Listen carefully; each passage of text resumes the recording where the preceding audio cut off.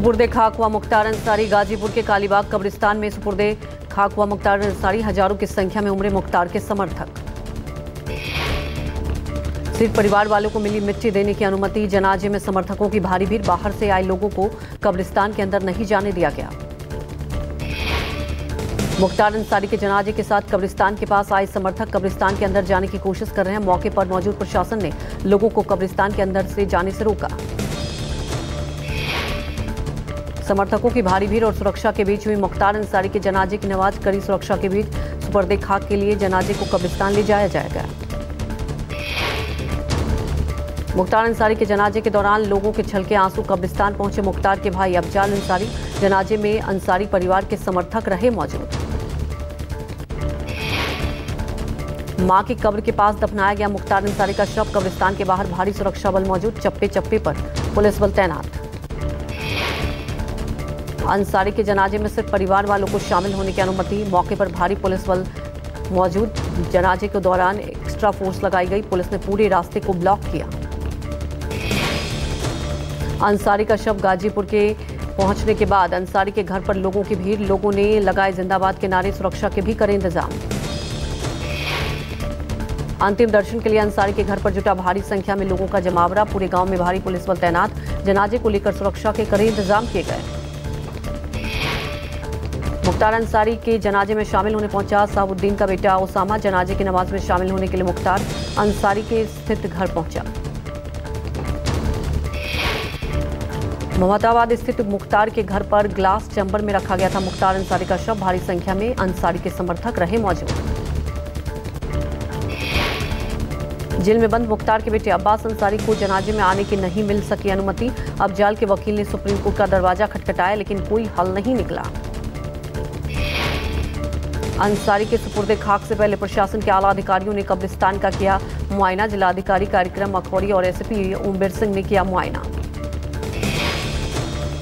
कड़ी सुरक्षा व्यवस्था में 26 गाड़ियों के काफिले के साथ मुख्तार का शव जैसे ही मोहम्मदाबाद पहुंचा माहौल गमगीन हो गया। मुख्तार के समर्थकों ने की जमकर नारेबाजी। मुख्तार के शव को लेकर चला काफिला बांदा से चित्रकूट, कौसाम्बी, प्रयागराज, भदोही, वाराणसी के रास्ते गाजीपुर पहुंचा। गाजीपुर एसपी ओमबीर सिंह ने बताया सुपुर्दे खाक की पूरी तैयारी कर ली गई थी। गुरुवार रात दिल का दौरा पड़ने से हुई मौत के बाद शुक्रवार को मुख्तार का पोस्टमार्टम किया गया। बांदा मेडिकल कॉलेज में 5 डॉक्टर की टीम ने 2 घंटे तक किया पोस्टमार्टम। बांदा जेल में तबीयत बिगड़ने के बाद दिल का दौरा पड़ने से हुई मुख्तार की मौत की न्यायिक जांच होगी। योगी सरकार का फैसला। एडिशनल सीजेएम की अगुवाई में होगी जांच।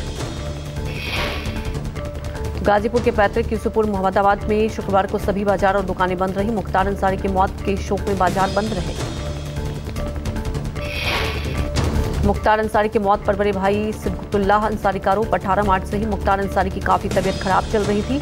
बार बार कहने के बावजूद कोई इलाज नहीं दिया। मुख्तार अंसारी की मौत पर आरजेडी सांसद मनोज झा ने कहा यूपी एक अलग तरह का प्रदेश बन गया। मौत और हत्या का फर्क मिट गया है।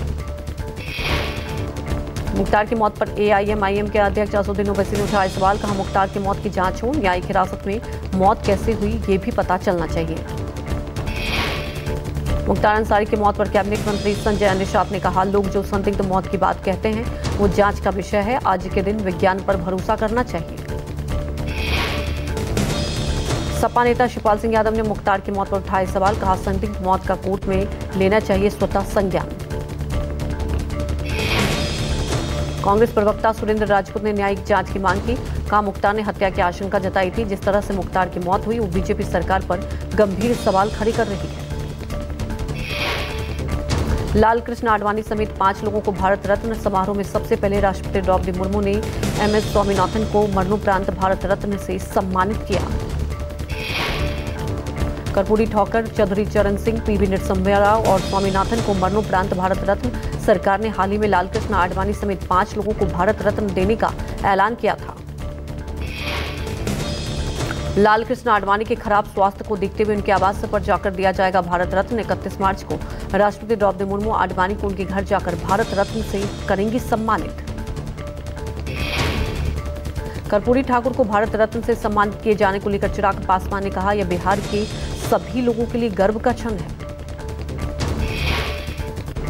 भारत रत्न समारोह को लेकर दिल्ली पहुंचे बिहार के उप मुख्यमंत्री सम्राट चौधरी ने कहा, बिहार के पूर्व मुख्यमंत्री कर्पूरी ठाकुर को भारत रत्न प्रदान करने के लिए प्रधानमंत्री मोदी का धन्यवाद।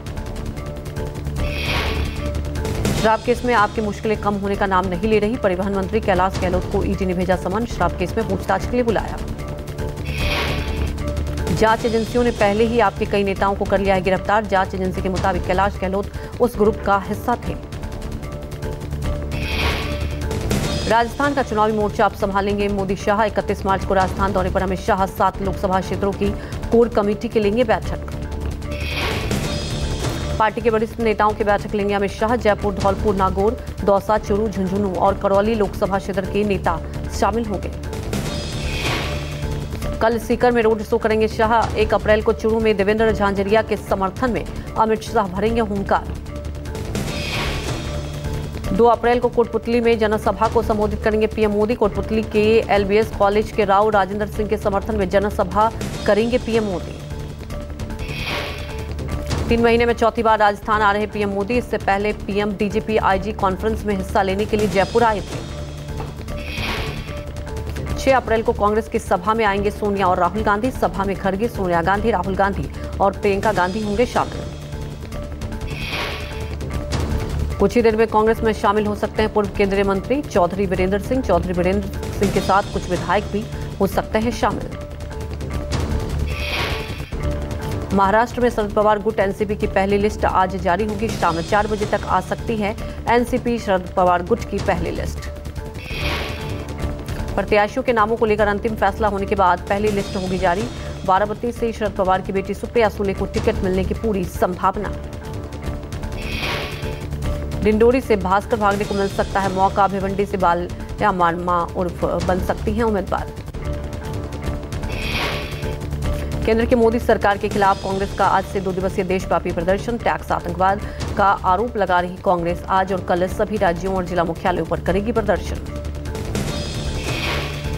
आयकर विभाग ने कांग्रेस पार्टी को 1700 करोड़ रुपए की वसूली के लिए भेजा है नोटिस, आईटी नोटिस में टैक्स, जुर्माना और ब्याज भी जोड़ा गया है।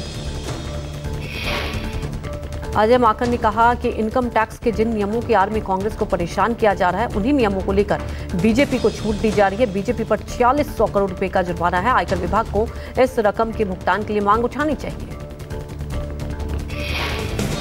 प्रियंका गांधी ने सोशल मीडिया प्लेटफॉर्म एक्स पर पोस्ट लिखकर उठाए सवाल, पूछा क्या मोदी जी की सरकार को एक स्वतंत्र और सशक्त न्यायपालिका मंजूर नहीं है।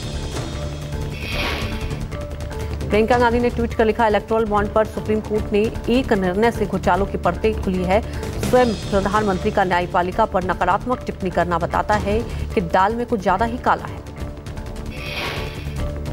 31 मार्च को इंडिया गठबंधन की रैली, जयराम रमेश ने कहा यह लोकतंत्र बचाने के लिए इंडिया की रैली है, रैली किसी व्यक्ति के लिए नहीं है।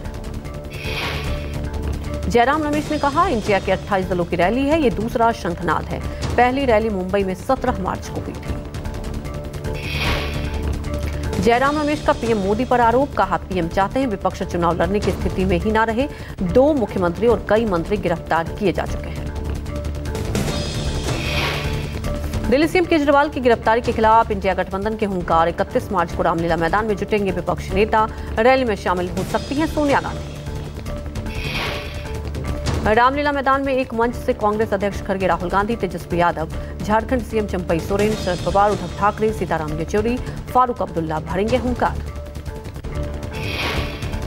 इंडिया गठबंधन की रैली को संबोधित करेंगे झारखंड के पूर्व सीएम हेमंत सोरेन की पत्नी कल्पना सोरेन। रैली में 1 लाख से ज्यादा भीड़ जुटाने का लक्ष्य, आपने झोंकी ताकत। आप नेता और दिल्ली सरकार के मंत्री गोपाल राय का दावा, सीएम केजरीवाल की गिरफ्तारी से देश भर में नाराजगी। इंडिया गठबंधन की रैली में टीएमसी भी होगी शामिल, पार्टी नेता शशि पांजा ने कहा हमारे सांसद डेरोक ओब्रायन और सागरिका घोष रामलीला मैदान रैली में शामिल होंगे। केंद्रीय मंत्री अनुराग ठाकुर ने इंडिया गठबंधन की प्रस्तावित रैली पर कसा तंज, कहा जमीनी स्तर पर एक दूसरे के फूटे आंख नहीं देखने वाले राजनीतिक स्वार्थ के लिए तालमेल की नाकाम कोशिश कर रहे हैं। की ऐसी है कि पंजाब में कांग्रेस को आम आदमी पार्टी देखने को राजी नहीं है, सीटों पे गठबंधन नहीं कर रही है। इनकी स्थिति पश्चिम बंगाल में ऐसी है कि आपस में तालमेल नहीं है। ये तो दिखावे के लिए इकट्ठे हैं। एक मंच पर ठगबंधन किया है, जहां पर भ्रष्टाचार किए हुए लोग जो जेल में या बेल पर हैं वो एक साथ आए। पश्चिम बंगाल की 2 विधानसभा सीटों पर होने वाले उपचुनाव के लिए टीएमसी प्रत्याशियों का ऐलान। पार्टी ने भगवान गोला से रियात हुसैन और बारनगर सीट से अभिनेत्री सयंतिका बनर्जी को टिकट दिया।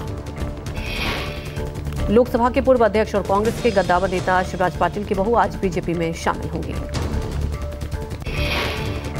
आईटी नोटिस को लेकर राहुल गांधी ने दी गारंटी वाली धमकी। एक्स पर पोस्ट कर कहा, जब सरकार बदलेगी तो लोकतंत्र का चीरहरण करने वालों पर ऐसी कार्रवाई होगी कि दोबारा ये सब करने की नहीं होगी हिम्मत।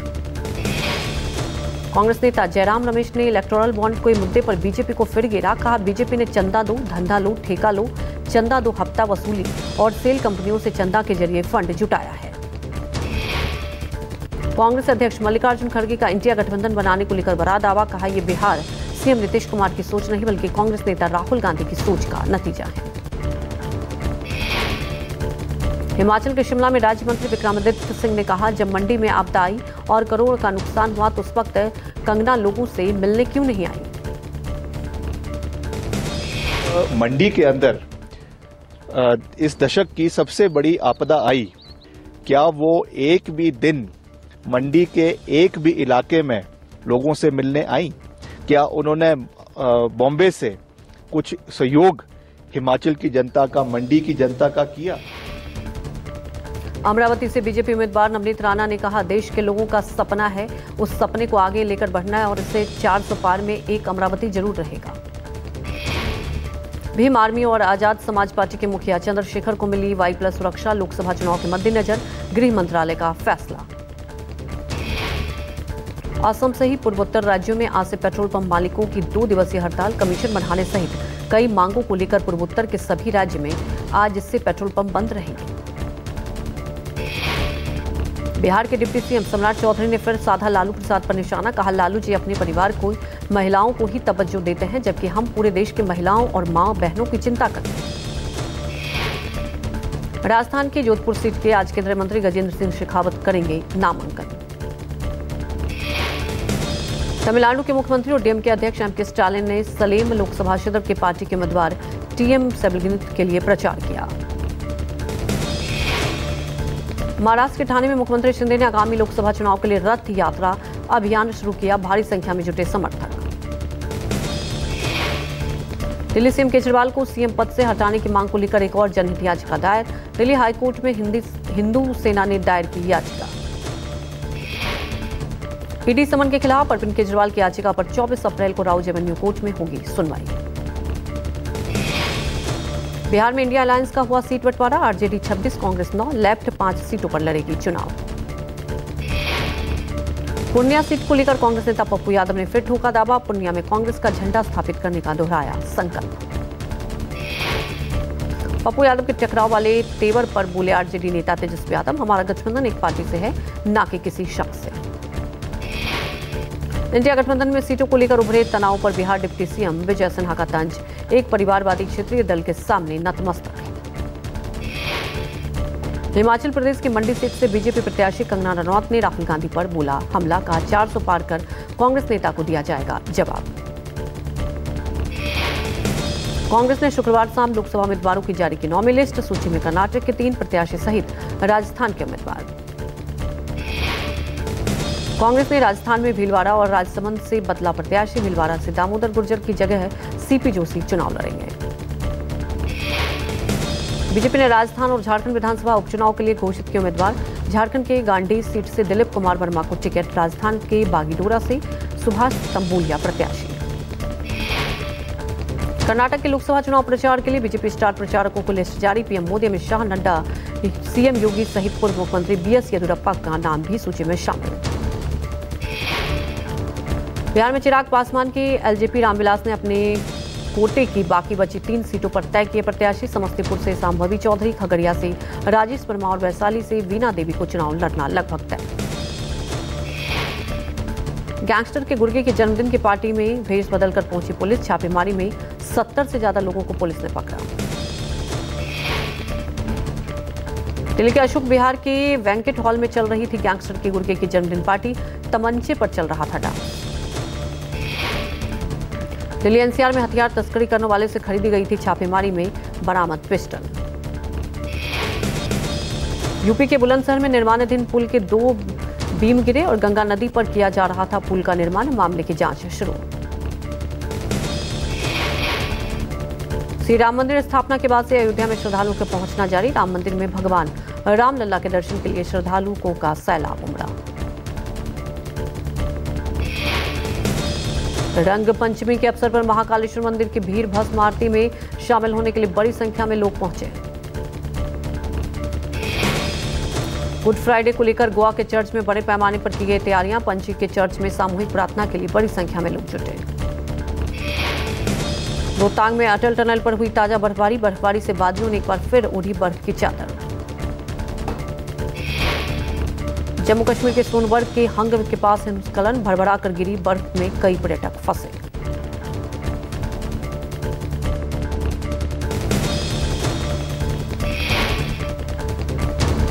भारतीय नौसेना के हिंद महासागर में समुद्री डाकुओं ने फिर टेके घुटने। भारतीय नौसेना ने ईरानी जहाज को छुड़ाया।